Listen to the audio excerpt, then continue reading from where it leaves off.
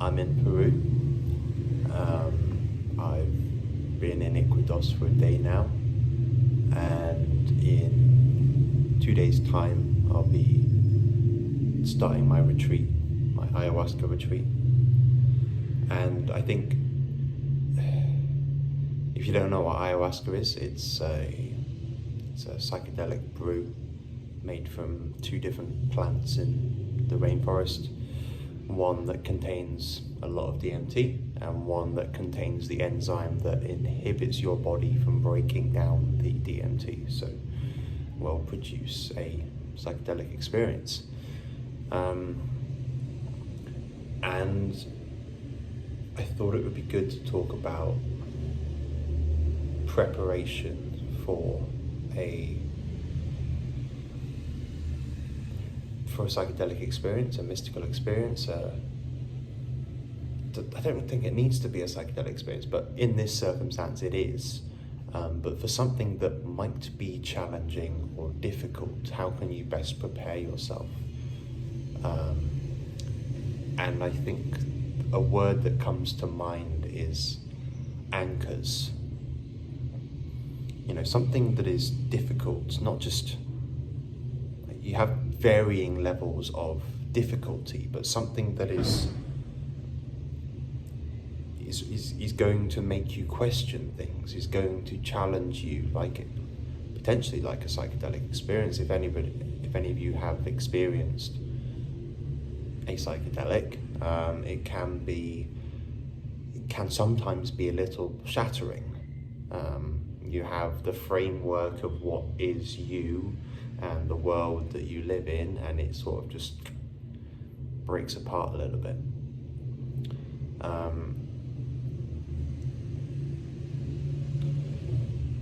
To apply that outside of a psychedelic experience might be less relevant, but something very challenging where maybe it's public speaking, or you're building up to a big job interview, or something difficult that you're worried about, or that you're apprehensive about. To have anchors is really key. So to prevent that fragmentation, then those fragmented pieces being dispersed, anchors can almost help you keep things a little bit grounded. You know, there's I'm not going to say the stereotype, but I guess it is a stereotype, but a wrongly placed stereotype. The idea that psychedelics make you go crazy, make you jump out of windows and things like that. Some people have done that. There's no denying that, and some people do not get on well with these substances. But I think going into something challenging, going into a week of ayahuasca ceremonies, it's going to be challenging, but to have those anchors, like what gives you meaning in life, write it down, because actually when things get fragmented, sometimes you don't pick up some of the pieces anymore. You put it back together, but you leave some stuff out, and that might be things that you used to worry about or used to care about, and now you don't, because you think, well, that's really not that important on the grand scheme of things. There's a number of different things that maybe family should be this important, and friends should be this important, and relationships should be higher than those, or work should be slightly lower than those. They have different levels of importance and meaning that you do attribute to them. So sometimes a psychedelic experience can shatter things and maybe make you re-establish where those levels of importance are, because sometimes you're placing some things that you might seem to be really important far higher than other things that are really important. So for me, anchors are going to be family and friends and my girlfriend, and or just living. You know, that I've got a good life. I'm privileged, to say the least. I live with the opportunity to travel in a plane and spend time in a different part of the country, not constantly working, supported by family and friends, to do this sort of thing, and to be built in a way that I feel strong enough to do that, confident enough, because in the past some experiences have sort of broken me apart, and it's taken me a little while to put things back together again, which I think is absolutely fine. It's absolutely fine. But I think it's knowing how to put those things back together again, and knowing that it's okay if when things get put back together again, they might not be the same. Like I said, almost leaving a few things behind. Maybe like there's this thing that you thought was really important, maybe the way that people perceive your hairstyle or something, you know. It's important to a certain degree if you look like a piece of shit, and it's really, you know, you've got an important job and you need to look smart and professional, and your appearance, you just don't wash yourself and it's visible. That it's not to say that it's completely irrelevant, because in that circumstance it is relevant and you're probably going to suffer for it. So I think it's just a readjustment of what things are important, because social influence is important. What other people think of us is important, but to what level and to what degree? And I think having those anchors, having the things that you know are true, or having the things that you think are true and are important, write them down, think about those for a while, think about what it would be like without those things, if you were to lose those things. So that's negative visualization, like how would I feel if I'd lost this friend, or if I'd lost this family member, or if I lost my partner. Is feel that, because it's, I think the phrase comes to mind, you never know what you had until you've lost it. That sort of thing, actually. If you know, I'm not going to wait until I've lost that thing to truly appreciate what I have. If I can visualize losing that thing, then I can almost take a step back and go, that's not the way it is. I have them, or I'm with them, I know them, they're here.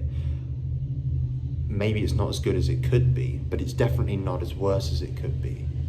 So what can I do with this now? What can I be grateful for? I can be grateful for that it not being worse, and maybe I can try and make it better. So having anchors before a psychedelic experience is important in my eyes. It's something, this week, I guess, is very different to anything I've done previously. Previous experiences I have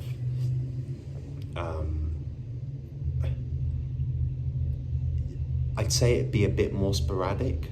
You know, I've got some psychedelics, and then one day when it feels like the right time, or the day before, I go, it's a nice weather tomorrow, I could do this and this. I've got nothing on, I've got no immediate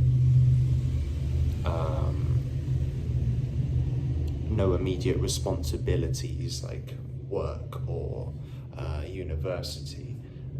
if I'm in that right headspace, then I can say to myself, okay, tomorrow's the day. I'll have a psychedelic experience with acid or mushrooms or whatever it might be, and off I go and I do that thing. But it's in my own environment, it's with a friend or on my own, and I'm very much in control of what I can be in control of. Whereas here, here's the set date, you're going to do this thing on this date, and what comes from that, you're ready or you're not. And because of that, I'm, I guess, more apprehensive about it, more worried about it than other experiences. But exactly for that reason, I've gone, well, what are my anchors? What are the things that I do truly want to hold on to and think about and really cherish?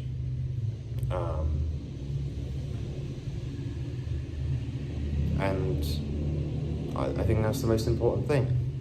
Whatever experience you're going through, if it's a psychedelic experience or if it's just tough training or tough work or whatever, think about the things that you find meaningful.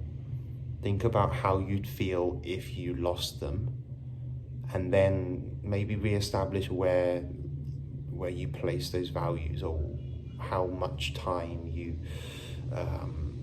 put forward to those things. If you say your family's important, but if you really think they're important and that you would be devastated if you lost them, then why don't you spend any time with them, or as much time as why don't you spend more time with them? Like, why,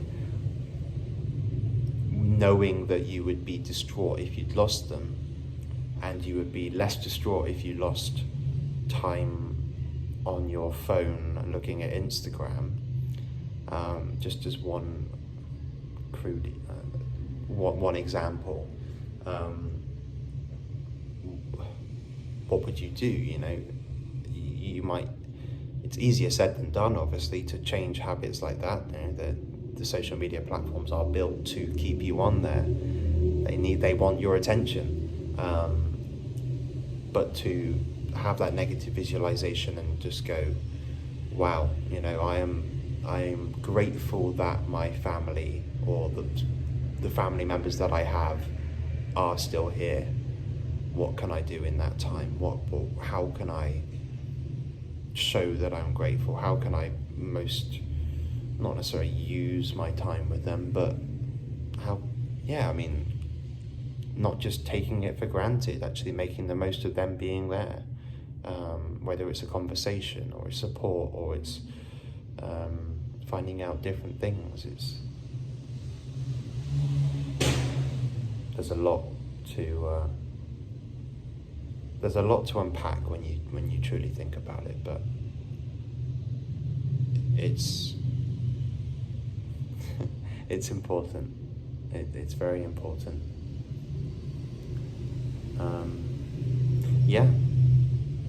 So I will probably do a video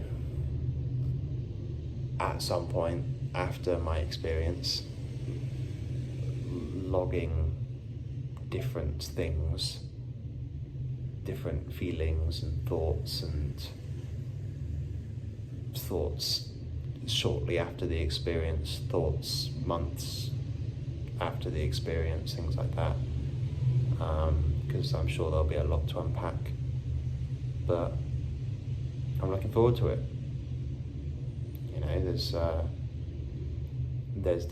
a lot to, I'm slightly fearful, but actually stepping forwards into that fear and pushing through with it, I think will have some good rewards.